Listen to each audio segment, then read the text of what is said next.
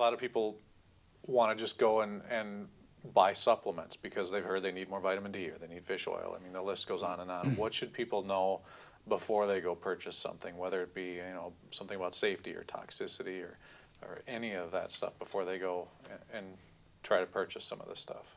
Yeah, I mean, it's a really great question. It's an in-depth question. Yeah. There are many layers there. I mean, the simplest thing would be to talk to a healthcare professional that's been trained in this and help them sort through what you need or you don't need. I mean, if you want to rely instead on family and friend advice or what you read on the internet or what your hairdresser says, I mean, these are other sources of information. And a lot of, I think, the use of dietary supplements and herbal medicines and vitamins comes out of that anecdotal tradition. What worked for your friend and your uncle? He also had cancer, and what worked. And Sure. And I don't want to discount that, but I would kind of weave that into your healthcare provider. If you're seeing an allopathic physician or nurse practitioner or PA, like, just talk to them about it because they can possibly help to choose the right things for you. If you've gotten to the point where either by your decision making or the shared decision making, you've decided what you want to buy, then there's a whole nother kind of set of things to think about. So the FDA has a pretty good website.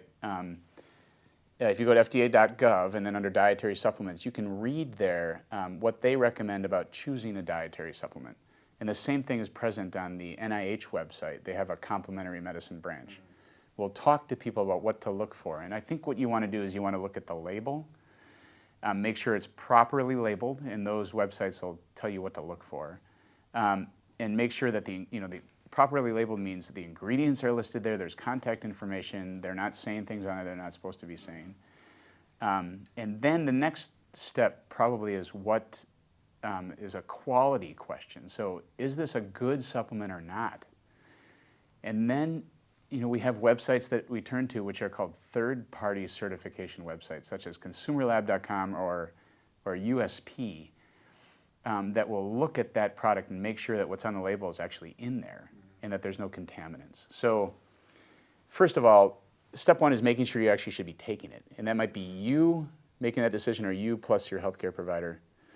The second thing is making sure that if you are going to take it, it's the right dose and the right kind of product. And then the third thing would be quality and checking to make sure that that is a safe product.